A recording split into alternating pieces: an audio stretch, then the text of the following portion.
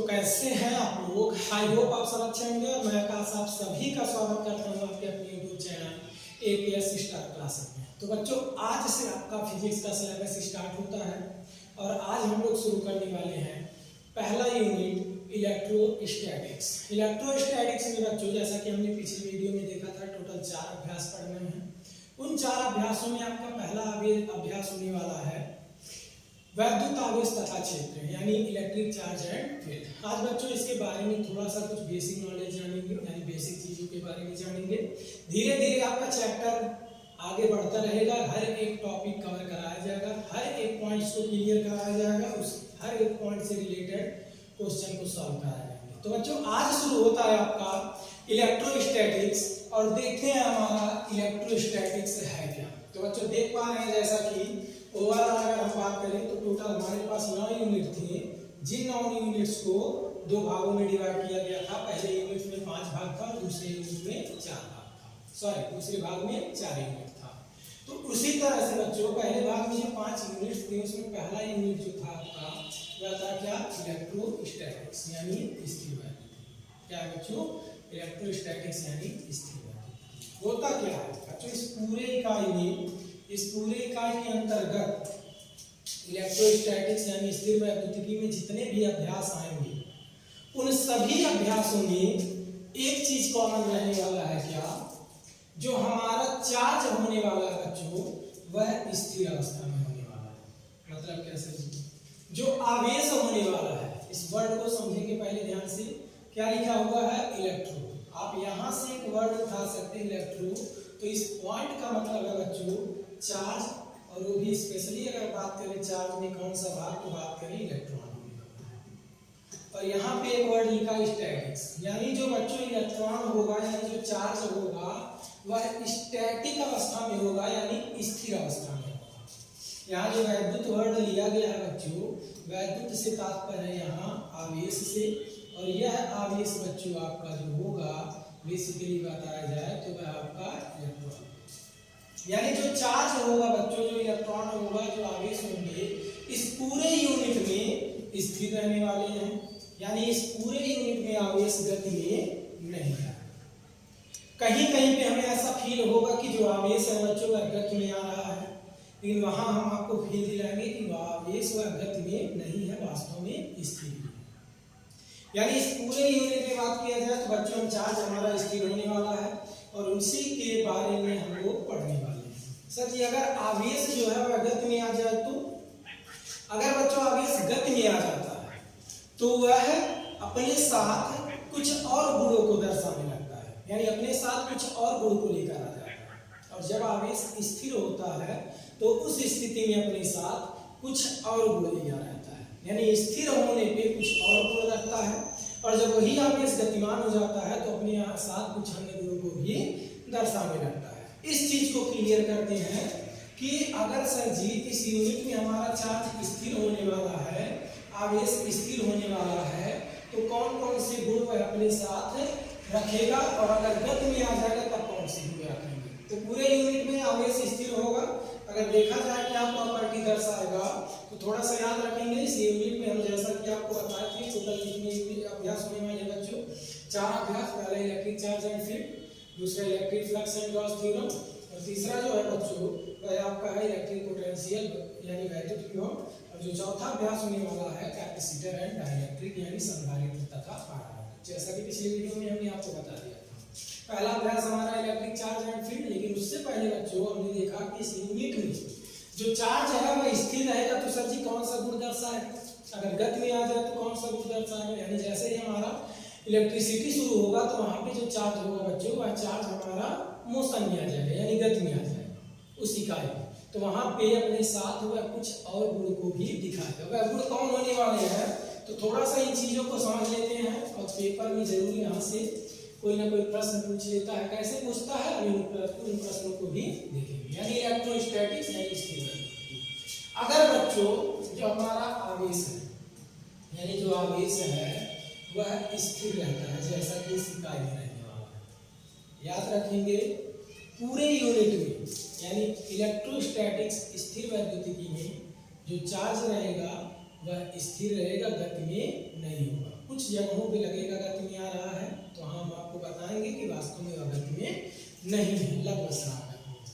तो इस बार यहाँ पे ध्यान देंगे बच्चों कि अगर चार्ज हमारा स्थिर है तब क्या होगा। अगर आवेश गतिमान है लेकिन कैसे वेग से, नियत वेग से। आवेश कैसे वेग से गतिमान है, नियत वेग से। अगर आवेश गतिमान है लेकिन त्वरित वेग से, यानी उसका वेग बार बार बदल रहा है, तो क्या क्या होगा। इन दोनों कंडीशन में गतिमान है या स्थिर है, ध्यान देंगे। यदि बच्चों आपका आवेश स्थिर रहता है यानी चार्ज गति में नहीं रहता है, विराम में रहता है, उस स्थिति में वह अपने आसपास वैद्युत क्षेत्र उत्पन्न करता है। क्या उत्पन्न करता है बच्चों, वैद्युत क्षेत्र यानी इलेक्ट्रिक फील्ड जनरेट करता है। लेकिन वह अपने आसपास चुंबकीय क्षेत्र नहीं दर्शाता और धारा का कोई भी फ्लो नहीं होता। कब, जब आवेश क्या हो, स्थिर हो। उस स्थिति में केवल वह अपने चारों तरफ क्या दर्शाएगा, वैद्युत क्षेत्र। क्लियर है। दूसरा पॉइंट, ना ही तो वह अपने आसपास कोई एनर्जी जनरेट करेगा, यानी जो कुछ कंडीशन में ऊर्जा विमुक्त होती है विद्युत चुंबकीय तरंग के रूप में, वह यहाँ पे देखा जाएगा। यानी जब वह आवेश स्थिर होगा तो केवल बनाएगा क्या, वैद्युत क्षेत्र। चुंबकीय क्षेत्र से कोई लेन देन नहीं होगा, ना ही तो वह कुछ भी ऊर्जा मुक्त करेगा, यानी कोई एनर्जी जनरेट नहीं। क्लियर है। पहला बात समझ में आया था कि इस यूनिट में जब चार्ज स्थिर रहेगा तो अपने पास आसपास क्या उत्पन्न करेगा, वैद्युत क्षेत्र। दूसरा चीज सर जी, अगर यही गतिमान हो गया लेकिन कैसे वेग से, नियत वेग से, तो बच्चों अपने साथ साथ वैद्युत क्षेत्र के साथ साथ चुंबकीय क्षेत्र भी उत्पन्न करता है। तो याद रखेंगे जब चार्ज गतिमान होगा यानी आवेश गतिमान होगा तो वहाँ धारा का भी बहाव होगा, यानी धारा भी प्रवाहित होगा, लेकिन ऊर्जा जैसी कोई भी चीजें वहाँ देखने को नहीं मिलेगी। क्लियर। तीसरे पॉइंट की बात करें बच्चों, अगर यही आवेश गतिमान हो लेकिन त्वरित है यानी उसका वेग बदलता रहे, उस इलेक्ट्रॉन का वेग क्या होता रहे, बदलता रहे, उस आवेश का वेग बदलता रहे, तो उस तरह से गतिमान जब होगा तो उसको त्वरित गति कह सकते हो। तो उस स्थिति में वह वैद्युत क्षेत्र प्लस चुंबकीय क्षेत्र प्लस ऊर्जा भी मुक्त करेगा, यानी वैद्युत क्षेत्र के साथ साथ चुंबकीय क्षेत्र भी दर्शाएगा और साथ में कुछ ऊर्जा भी मुक्त करेगा। किसके थ्रू बच्चों, इलेक्ट्रोमैग्नेटिक वेव यानी विद्युत चुंबकीय तरंग। क्लियर है। ये चार्ट याद रखेंगे क्योंकि प्रश्न पूछ लेता है कभी कभी कि चुंबकीय क्षेत्र उत्पन्न होता है। तो चुंबकीय क्षेत्र पर तो गतिमान आवेश द्वारा उत्पन्न किया जा सकता है, और वह चाहे नियत वेग से गतिमान हो चाहे त्वरित वेग से गतिमान हो। चुंबक द्वारा भी चुंबकीय क्षेत्र बनता है, कोई दिक्कत नहीं। लेकिन अगर यह पूछ लिया कि अगर कोई आवेश गतिमान है तो वह अपने साथ अपने आसपास कौन से प्रभाव को दर्शाएगा। तो गतिमान केवल रहे, चाहे नियत रहे चाहे त्वरित रहे, तो वैद्युत क्षेत्र के साथ साथ चुंबकीय क्षेत्र दोनों स्थितियों में दर्शाएगा। लेकिन अगर त्वरित गति कर रहा है तो कुछ ऊर्जा भी वहां मुक्त होगी। क्लियर है बच्चों, यह पॉइंट समझ पाए। यानी हमें समझ में आया सर जी, इस इकाई में जो आवेश रहने वाला है वह स्थिर रहने वाला है, और जब स्थिर रहेगा तो अपने आसपास क्या उत्पन्न करेगा, वैद्युत क्षेत्र। जैसे जैसे यूनिट्स आगे बढ़ेंगे देखेंगे चार्ज मोशन में आ रहा है तो वैद्युत क्षेत्र के साथ साथ वह चुंबकीय क्षेत्र भी उत्पन्न करेगा। क्लियर है, समझ पाए। आई होप इन चीजों को समझ पाए। अब बात किया जाए बच्चों आवेश के बारे में। इतना बात हो गया आवेश होता क्या है सर जी, चार्ज होता क्या है। तो बच्चों चार्ज के बारे में मत पूछो क्या होता है।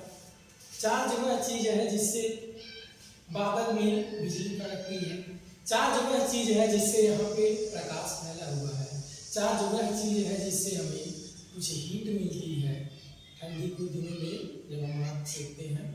चार्ज वह चीज है जिससे हमें एक दूसरे के प्रति लगाव होता है, चार्ज वह चीज है जिससे युद्ध होता है, चार्ज वह चीज है जिसके कारण चालकों में धारा रहती है, चार्ज वह चीज है जिससे हमें करंट लगता है।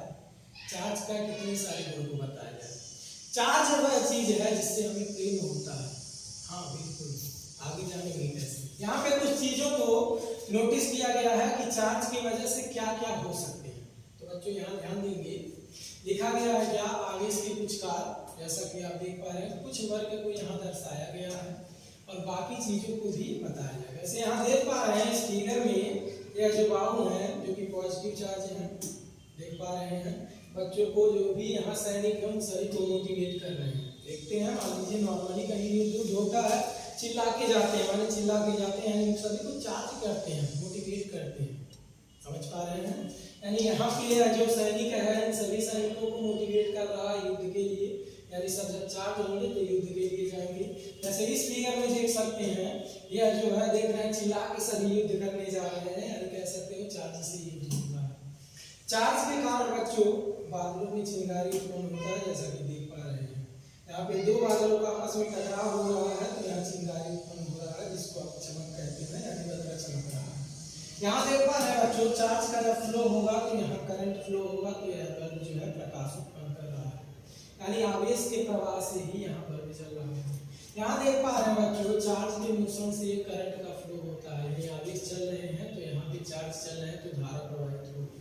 ठीक उसी प्रकार से बच्चों इस फिगर में भी देख सकते हैं, जब सर्किट ओपन होगा, क्लोज जैसे ही हुआ, इलेक्ट्रॉन चलने लगे, यानी आवेश चलने लगे, यानी इस परिपथ में धारा बहने लगी। ठंडी के दिनों में मान लीजिए ठंडी टोपी वोपी लगाए, अगर कोई आ रहा है अगल बगल में, टोपी कोट निकालने में आ रहा है एकदम ठीक है, यानी का तात्पर्य है बच्चों वहाँ चार्ज हो जाएंगे। आप किसी को देख कर, इसको देखेंगे तो आप जानते हैं, मान लीजिए टोपी वोपी लगाए, बाल बिगड़ा है, आप जहाँ टोपी निकालेंगे, बाल बढ़िया सही करेंगे, उतने तो चार्ज हो जाएंगे, ठंडी कहाँ गया पता नहीं। यानी कह सकते हो चार्ज से कितनी चीजें होती हैं। चार्ज का बहुत ही अहम रोल है हमारे दैनिक जीवन में, कह सकते हैं। तो यह कुछ कार्य यहाँ पे दर्शाया है। थोड़ा आगे बढ़ते हैं बच्चों और देखते हैं कि चार्ज जो है हमारा होगा क्या, उसका डेफिनेशन क्या होगा। तो इस प्रकार से हमारा पहला अध्याय शुरू होता है वैद्युत आवेश तथा क्षेत्र। इलेक्ट्रोस्टैटिक्स में टोटल हमें 4 अभ्यास पढ़ने हैं, जैसा कि हमने देखा, जिसमें आपका पहला अभ्यास है बच्चों वैद्युत आवेश तथा क्षेत्र, यानी इलेक्ट्रिक चार्ज एंड फील्ड। तो आवेश के बारे में इतना गुणगान हो गया, तो आवेश को परिभाषित कैसे करें, तो थोड़ा सा नोटिस करेंगे आवेश को परिभाषित कैसे किया जाएगा। तो अगर कोई बच्चा कुछ भी नहीं पढ़ा है, कोई बालक कुछ भी नहीं पढ़ा है, तो वह जरूर कॉपी और पेन हाथ में लेके बैठना, और नोट्स जो भी यहाँ पे प्रोवाइड कराया जाएगा, बताया जाएगा, उसको जरूर नोट करते रहें, क्योंकि जो भी नोट्स आप तैयार करेंगे वह बेटर से बेटर नोट्स होगा। एक एक पॉइंट को व्यवस्थित तरीके से रखा जाएगा। जब आप उस नोट्स को रिवाइज करेंगे तो काफ़ी कॉन्फिडेंस आपको मिलेगा। तो 100% आप नोट्स को जरूर बनाइएगा। अगर नहीं बनाया है तो नहीं पढ़े अभी तक कुछ भी, तो पढ़े हैं तो उस नोट्स में जो भी आपको चेंजिंग करने योग्य लगेगा उसको आप जरूर चेंज करिएगा। अगर कुछ एक्स्ट्रा रहेगा तो नोट करके वहाँ आप चिपका सकते हैं उस पेज पर, कोई दिक्कत नहीं। शुरू करते हैं बच्चों हम लोग वैद्युत आवेश तथा क्षेत्र, यानी इलेक्ट्रिक चार्ज एंड फील्ड। तो पहला पॉइंट बच्चों हमारा वैद्युत आवेश होने वाला है कि सर जी वैद्युत आवेश जो है, इलेक्ट्रिक चार्ज जो है वह है क्या, इतना गुणगान तो आवेश का हो गया होता है। तो बच्चों अगर हम इसके डेफिनेशन पे चलें तो कह सकते हो कि वस्तु का वह गुण, किसी भी ऑब्जेक्ट का, हमारा गुण, मोबाइल का गुण, जो कैमरा लगा है उसका गुण, आप लोगों का गुण, यानी किसी भी ऑब्जेक्ट का, किसी भी थिंग्स का वह प्रॉपर्टी, वह गुण जिसके कारण वह विद्युत चुंबकीय बल अनुभव करता है, जिसको आप विद्युत चुंबकीय बल को बच्चों एक वर्ड में कह सकते हो वैद्युतमय प्रभाव। यानी वस्तु का वह गुण जिसके कारण वह विद्युत चुंबकीय बल क्या करता है, अनुभव करता है या उत्पन्न करता है, उसी को क्या कहते हैं बच्चों, वैद्युत आवेश। इसको आप स्मॉल क्यू या कैपिटल क्यू से प्रदर्शित कर सकते हैं। वैद्युत आवेश को आप स्मॉल क्यू या कैपिटल क्यू से प्रदर्शित कर सकते हैं। समझ पाए क्या होता है वैद्युत आवेश? तो किसी भी ऑब्जेक्ट की एक गुण होती है, एक प्रॉपर्टी होती है, आप किसी को आकर्षित कर रहे हैं, कुछ क्वालिटी है आप, इस वजह से मतलब किसी भी ऑब्जेक्ट के अंदर इस प्रकार का कोई ना कोई गुण होता है, और वह गुण अट्रैक्शन या फिर रिपल्सन किसी भी प्रकार का हो सकता है। यानी जो ऑब्जेक्ट है बच्चों, किसी भी ऑब्जेक्ट का यह एक गुण है, यह एक प्रॉपर्टी है, जिस गुण के अंतर्गत वह अपने आसपास वैद्युतमय प्रभाव उत्पन्न करता है। कैसे सर उत्पन्न करता है, तो इन चीजों को अभी हम आगे चैप्टर में जानेंगे। परिभाषा दे लेंगे वैद्युत आवेश का। वैद्युत आवेश क्या है, वस्तु का गुण जिसके कारण वह विद्युत चुंबकीय बल अनुभव करता है, अथवा कह सकते हो वैद्युतमय प्रभाव उत्पन्न करता है। आवेश को बच्चों आप हमेशा याद रखेंगे, किससे रखेंगे, स्मॉल क्यू या कैपिटल क्यू से। क्लियर है, समझ पाए? कुछ चीजें आप जानते हैं आप इसके बारे में, सर जी इसका यूनिट क्या होता होगा, कैसी राशि होती होगी, इससे दर्शाएंगे तो क्लियर है। अगर बात करें बच्चों वैद्युत आवेश की, तो वैद्युत आवेश आपकी एक अदिश राशि है, यानी इसमें डायरेक्शन की कोई नीड नहीं होती है कि पूरब से आ रही है कोई तो ही हम चार्ज होंगे, अदरवाइज नहीं। अगर बैटरी है तो चाहे करंट पूरब से भेजो चार्ज होगा, चाहे पश्चिम से भेजो चार्ज होगा। गलत मत सोचना करना है, सही बोले जो भी समझो ठीक है। अगर मान लो कोई लाइट अगर बल्ब लगा दिए तो इधर से करंट आएगा तो ही जलेगा, ऐसा नहीं होगा। चार्ज इधर से आएगा तो ही बल्ब जलेगा, ऐसा नहीं है। इधर से आएगा तो ही जलेगा, यानी यह एक अदिश राशि है, यानी डायरेक्शन की इसमें कोई बात नहीं होती है। दूसरा पॉइंट बच्चों, अगर बात की जाए इसकी मात्रा की, तो वैद्युत आवेश का जो SI मात्रक है बच्चों का क्या है, कूलम, जिसको C से प्रदर्शित करते हैं, या फिर कह सकते हैं एम्पीयर सेकंड, यानी एक कूलम बराबर होता है बच्चों 1 एम्पीयर प्रति सेकंड। अगर CGS मात्रक की बात करें बच्चों, तो CGS मात्रक होता है ESU, इलेक्ट्रोस्टैटिक यूनिट या स्टेट कूलम। एक कूलम बराबर बच्चों होता है, CGS जो कि छोटा मात्रक होता है SI से, एक कूलम बराबर होता है 3 × 10⁹ ES। क्लियर है बच्चों, यानी एक कूलम बराबर 3 × 10⁹ स्थिर वैद्युतिकी इकाई, यानी इलेक्ट्रोस्टैटिक यूनिट। क्लियर है। SI मात्रक क्या होता है, कूलम या एम्पीयर सेकंड। CGS मात्रक क्या होता है, ESU या स्टेट कूलम। और एक कूलम में कितने ESU होते हैं, तो 3 × 10⁹ ESU। क्लियर है बच्चों। आगे बढ़े तो आवेश का सबसे बड़ा जो मात्रक होता है बच्चों का फैराड होता है, फैराडे होता है। इसको आप F से लिखते हैं, और एक फैराडे बराबर होता है 96,500 कूलम, यानी आवेश का यह बहुत बड़ा मात्रक है। एक फैराडे बराबर होता है 96,500। अगर बात करें आवेश के सबसे छोटे मात्रक की बच्चों, तो यह आपका होता है फ्रैंकलिन। और एक फ्रैंकलिन में बच्चों अगर हम बात करें, तो एक फ्रैंकलिन यहाँ पर 1.335 पूरे 10⁻10। ठीक है बच्चों, यानी एक फ्रैंकलिन बराबर होता है 1.335 पूरे 10⁻10। क्लियर है बच्चों। यानी आवेश कैसी राशि है, अदिश राशि है सर जी। आवेश का मात्रक क्या होता है सर जी, कूलम या एम्पीयर सेकंड होता है SI मात्रक। सर जी CGS मात्रक, इसको आप एम्पीयर मात्रक भी बोल सकते हैं SI को। CGS मात्रक क्या होता है सर जी, ESU या स्टेट कूलम। एक कूलम में कितने ESU होते हैं, तो 3 × 10⁹ ESU। आवेश का सबसे बड़ा मात्रक क्या होता है, फैराडे होता है, और एक फैराडे में 96,500 कूलम। और आवेश का जो सबसे छोटा मात्रक होता है बच्चों वह होता है फ्रैंकलिन। और एक फ्रैंकलिन को FR लिखते हैं, एक फ्रैंकलिन बराबर 1.335 10 कूलम। आई होप इन चीजों को आप समझ पाए होंगे। तो बच्चों एक एक चीजों को यहाँ नोट किया गया है आपको समझाने के लिए, ताकि आप इन चीजों को समझ पाए। शायद आप ना जानते हो तो ये जान लीजिए कि यहाँ से भी प्रश्न पूछ लेते हैं पेपर में, जैसा कि इन चीजों को बता नहीं जाता।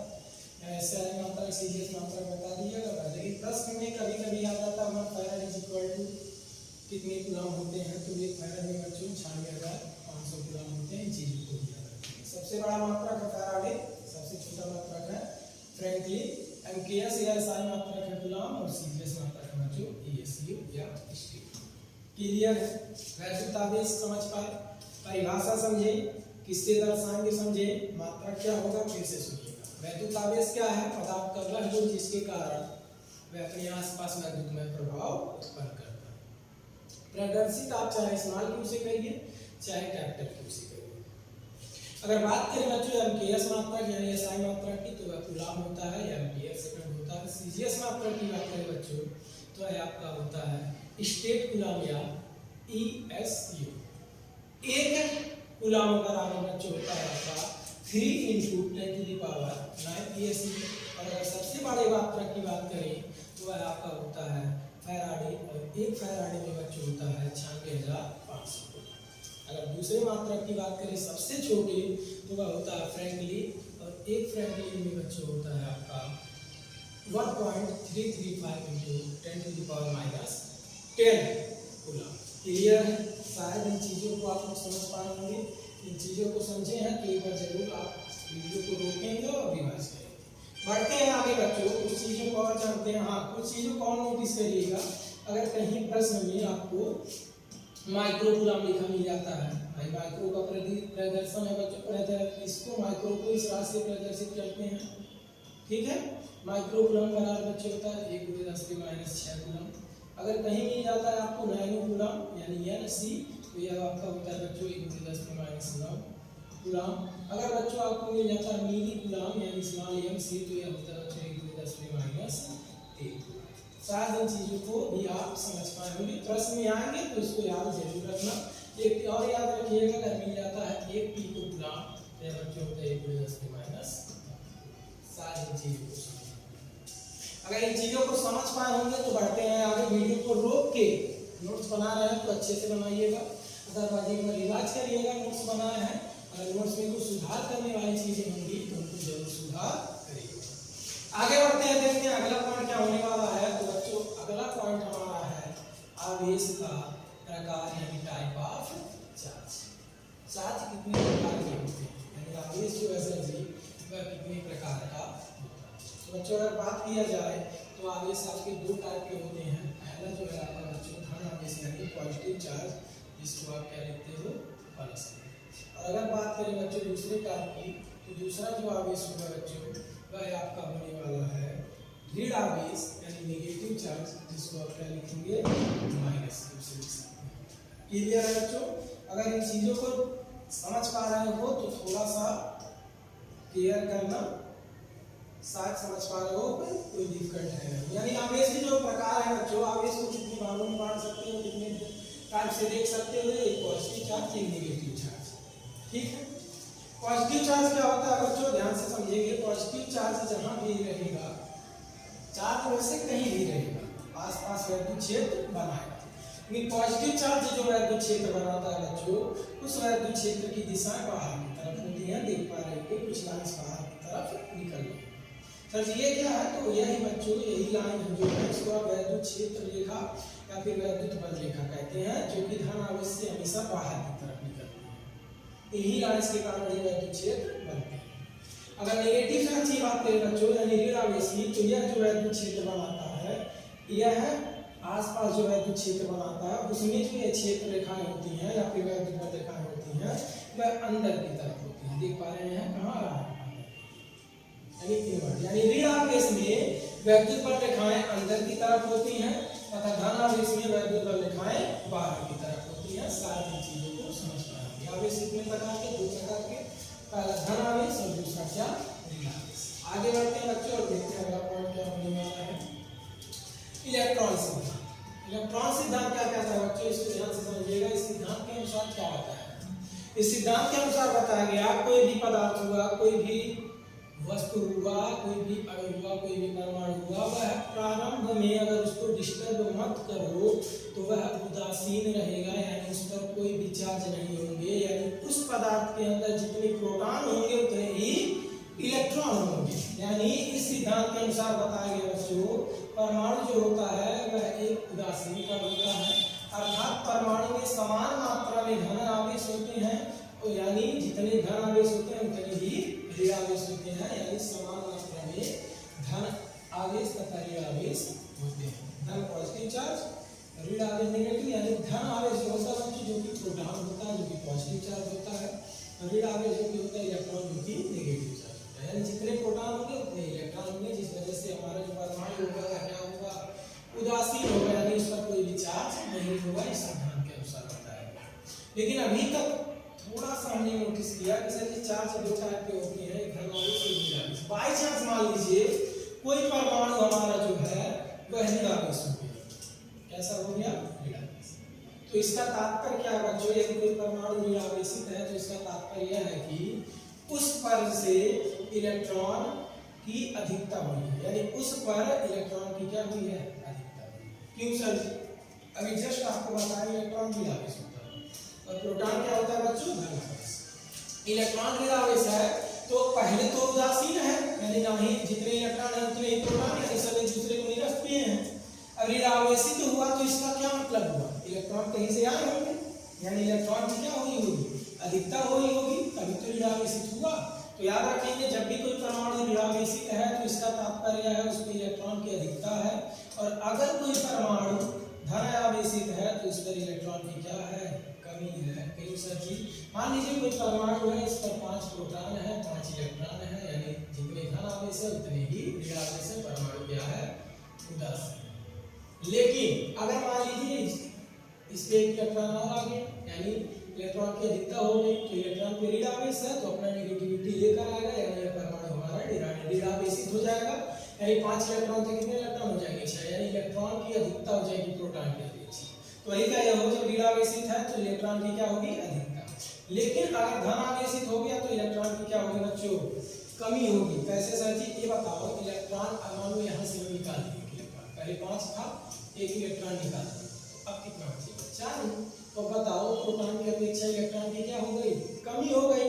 अब इलेक्ट्रॉन की कमी हो गई यानी नेगेटिविटी थोड़ा कम हुआ, क्या बढ़ा, पॉजिटिविटी, यानी यह परमाणु हमारा धनावेशित हो जाएगा। कब? जब इलेक्ट्रॉन की क्या होगी, कमी। यानी जब इलेक्ट्रॉन की कमी होगी तो परमाणु हमारा धनावेशित होगा, इलेक्ट्रॉन की अधिकता होगी तो परमाणु हमारा ऋणावेशित होगा। प्रश्न में कहेगा कि यदि किसी परमाणु पर इतने कूलम ऋण आवेश है तो बताइए उस परमाणु पे इलेक्ट्रॉन की अधिकता है या कमी है। तो बच्चों हमने क्या बताया कि अगर ऋण आवेशित है तो यानी इलेक्ट्रॉन की अधिकता है, और अगर धन आवेशित है तो इलेक्ट्रॉन की कमी है। साथ समझ पाए, अगर इन चीजों को समझ पाए तो बढ़ते हैं आगे, देखते हैं आवेश के विशिष्ट यानी स्पेसिफिक प्रॉपर्टी ऑफ चार्ज।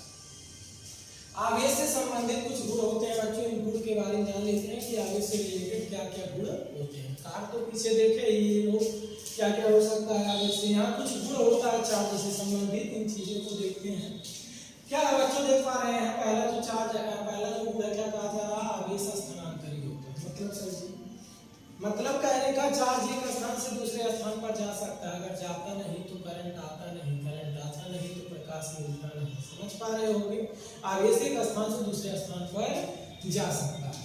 दूसरा पॉइंट बच्चों क्या कह रहा है, कहा जा रहा है आवेश अपने साथ, यानी जो आवेश है वह अपने साथ द्रव्यमान लेता है। मतलब क्या सर, मतलब क्या अर्थात आवेश वायु में नहीं रह सकता। क्या कहना चाहते हैं, कहना हम यह चाहते हैं आवेश जहाँ भी रहेगा वह किसी वस्तु के ऊपर रहेगा, हमारे ऊपर रहेगा, आपके ऊपर रहेगा, आपकी कॉपी पर रहेगा, किताब पर रहेगा, कलम पर रहेगा। अब कहते हैं यहाँ वायु में सर घूमे नहीं, घूमेगा कभी भी वायु में नहीं रहेगा। नॉर्मली सोच लो अगर बाई चांस को वायु में रहता, घर में स्विच लगा है, घर में बोर्ड लगा है, जो अंदर स्विच है, अब जहाँ पे आप प्लग पहुँचते हैं वहाँ तो खाली है, तो बाई चांस मन कर दिया आवेश को, चलो आओ खाली है थोड़ा घूम लेते हैं वायु में, और आके यहाँ मान लो घूमे और हमें चार्ज जो है दिखेगा नहीं, चार्ज आवेश को फील किया जाता है क्योंकि वह एक प्रॉपर्टी है, वह गुण है।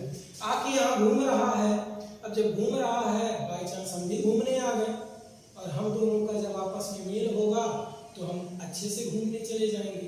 समझी पा रहे होंगे। अच्छा है कि वह वायु में नहीं रह सकता, उसके लिए द्रव्यमान चाहिए, वह किसी वस्तु पे रहेगा वो सही है।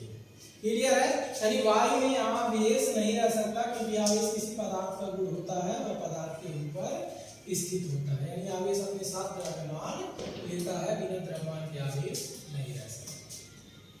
तीसरा पॉइंट बच्चों कहा जा रहा है आवेश यानी इलेक्ट्रॉन के लिए स्पेशली कहा जा रहा है पॉइंट, इलेक्ट्रॉन का जो द्रव्यमान होता है वह कितना होता है, -10⁻³ किलोग्राम होता है। क्यों सर जी बताइए ना, इलेक्ट्रॉन का जो आवेश होता है बच्चों का होता है 10⁻³ किलोग्राम। इससे क्या प्रभाव पड़ेगा ध्यान दीजिएगा। मान लीजिए हमारे पास दो पदार्थ हैं, एक पदार्थ है ए और एक पदार्थ है, अब यहाँ से कुछ इलेक्ट्रॉन निकल कर कहाँ गया, बी पर, इस कंडीशन के अनुसार इलेक्ट्रॉन आवेश स्थानांतरित होता है। एक आवेश यानी एक इलेक्ट्रॉन पदार्थ ए से निकला और कहाँ पहुंचा, पदार्थ में। और हम आपसे पूछे ये बताइए यह धन आवेशित होगा कि ऋण आवेशित, कमेंट कर देना जरूर, यह धन आवेशित होगा कि ऋण आवेशित। तो ये बता दो, यहाँ से इलेक्ट्रॉन निकला है यानी नेगेटिविटी गया है, अब नकारात्मक भाव निकला तो सकारात्मक भाव ही तो आएगा, यानी इलेक्ट्रॉन निकला यानी यह पदार्थ कैसा होगा, क्लियर। बात करें इलेक्ट्रॉन यहाँ आया है तो नेगेटिविटी यहाँ बढ़ा, आपके साथ एक बुरा दोस्त आ गया, बहुत रद्द है, दुष्ट प्रजाति का है, तो आप पे भी उसका कुछ न कुछ प्रभाव पड़ जाएगा। वह इलेक्ट्रॉन ऐसा ही है, वह आपको आपके ऊपर चिपक जाएगा, छोड़ेगा नहीं, यानी आपके अंदर ऋणावेशित भाव उत्पन्न हो जाएगा, यानी पदार्थ भी कैसा हो जाएगा, ऋणावेशित हो जाएगा। यहाँ से इलेक्ट्रॉन गया धनावेशित, यहाँ पर पहुंचा ऋणावेशित। दूसरा चीज बच्चों, हम यहाँ इस पॉइंट को लिखने का तात्पर्य क्या था इसका, यहाँ पे इलेक्ट्रॉन का द्रव्यमान इतना होता है, भले ही बहुत कम है, होता है, बांस में वैसे भी कुछ न कुछ द्रव्यमान होता है। यहाँ से पदार्थ इलेक्ट्रॉन निकल के पदार्थ ए से कहाँ पहुंचा, पदार्थ बी, पदार्थ ए धनावेशित हुआ, पदार्थ बी ऋणावेशित हुआ। अब पूछे इसके द्रव्यमान पे क्या प्रभाव पड़ेगा, यानी इस पदार्थ से जहां से इलेक्ट्रॉन निकला है इस पदार्थ के द्रव्यमान पर क्या प्रभाव पड़ेगा, तो आप क्या कहेंगे ये बताओ। नॉर्मली सोचो हम हैं, अब हम अपने यहाँ से नाखून को ही निकालें, बाई चांस यहाँ से नाखून को काटें, क्या होगा सर, द्रव्यमान कम हो जाएगा, भले ही बहुत कम हो, नाखून का कुछ मिलीग्राम में रहे, नैनोग्राम में रहे, कुछ तो रहा होगा, तो वह द्रव्यमान कम होगा। उसी तरह से इलेक्ट्रॉन का द्रव्यमान इतना था, भले ही बहुत कम था, जब इलेक्ट्रॉन निकला यानी द्रव्यमान घट गया हो, यानी जिस पदार्थ से इलेक्ट्रॉन निकलेगा उसके द्रव्यमान में क्या होगी, कमी होगी, और जहां पर इलेक्ट्रॉन जाएगा उसके द्रव्यमान में वृद्धि होगी। क्लियर है बच्चों, समझ पाए इस चीज को, यानी यह कुछ प्रॉपर्टी है बच्चों आवेश का, याद रखेंगे। आवेश स्थानांतरित होता है, आवेश एक स्थान से दूसरे स्थान पर जाता है। आवेश द्रव्यमान अपने साथ लेता है, बिना द्रव्यमान के वह नहीं रह सकता, यानी वायु में नहीं रह सकता है। आवेश यानी अगर इलेक्ट्रॉन की बात करें तो इसका द्रव्यमान 9.10 किग्रा होता है। अगर प्रोटॉन की बात करें बच्चों तो 1.27 × 10⁻27 किग्रा होता है, याद रखेंगे प्रोटॉन पर आवेश होता है। यानी अगर बात करें बच्चों हम एक पदार्थ से इलेक्ट्रॉन का निकलकर दूसरे पदार्थ पर जाना होता है, यानी एक पदार्थ से दूसरे पदार्थ पर इलेक्ट्रॉन जाते हैं, तो जिस पदार्थ से इलेक्ट्रॉन निकलता है वह तो धनावेशित हो जाता है, लेकिन उसके द्रव्यमान में कमी हो जाती है, और जिस पर जाता है वह ऋणावेशित हो जाता है, उसके द्रव्यमान की वृद्धि हो जाती है। शायद इन चीजों को समझ पाए हो, शायद समझ पाए हो। अरे कहाँ हमारा कठिन है, इतना आसान है, लो ऐसे अगर देखोगे नहीं दिमाग दौड़ा के ऐसे कहानी की तरह देखो तब का बुझोगे, थोड़ा दिमाग दौड़ाओ 100% समझ में आए। शायद इन चीजों को समझ पाए हो तो आगे बढ़ते हैं और देखते हैं अगला पॉइंट हमारा क्या होने वाला है। तो अगला पॉइंट बच्चों हमारा क्या है, आवेशों के मध्य आकर्षण एवं प्रतिकर्षण। यानी जो आवेश होते हैं बच्चों, अगर जो ऑब्जेक्ट हमारे पास हैं तो उनके बीच आकर्षण और प्रतिकर्षण भी होता है। इसका कई सारा एक्सपेरिमेंट करके हम डालेंगे वीडियो, आप देख लीजिएगा शॉर्ट वीडियो में। यानी अगर हमारे पास आवेश हैं तो उनके बीच आकर्षण और प्रतिकर्षण भी होता है। कैसे समझिए, अगर समान आवेश चाहे तो प्लस हो चाहे तो माइनस, तो क्या होगा बच्चों, प्रतिकर्षण। एक जंगल में दूसरे नहीं रह सकते, अरे जंगल बड़ा हुआ तो रह ही सकते हैं, क्या दिक्कत है, हाँ सब रह सकते हैं। अरे दो दुश्मन आ गए किसी पार्टी में, पार्टी बहुत बड़ा है तो एक को नहीं रहेगा एक को नहीं रहेगा, कौन दिक्कत है, रह सकते हैं, ठीक है। लेकिन यहाँ ऐसा नहीं होगा, अगर किसी पदार्थ पर पॉजिटिव दो चार्ज आ गए तो उनमें प्रतिकर्षण होगा, या फिर दो चार्ज यही पास आ गए क्या होगा, प्रतिकर्षण। तो सर होना ही है, जो दुश्मन के पास आ गए मार कहीं लेंगे, हाँ कहीं लेंगे, वही समझ लो। अगर समान आवेश है, आसपास है, दूर है तो कोई दिक्कत नहीं, अगर आसपास है तो वह क्या करेंगे, प्रतिकर्षित करेंगे। इसी तरह अगर दोनों नेगेटिव है तो भी क्या करेंगे, प्रतिकर्षित। अगर विपरीत आवेश है, विपरीत आवेश समझ पा रहे हो तो क्या होगा, आकर्षण। क्या होगा उनमें, आकर्षण। अगर विपरीत आवेश है यानी अपोजिट चार्ज, अपोजिट चीज, अरे अपोजिट रहो, समझ लो दैनिक जीवन से रिलेटेड।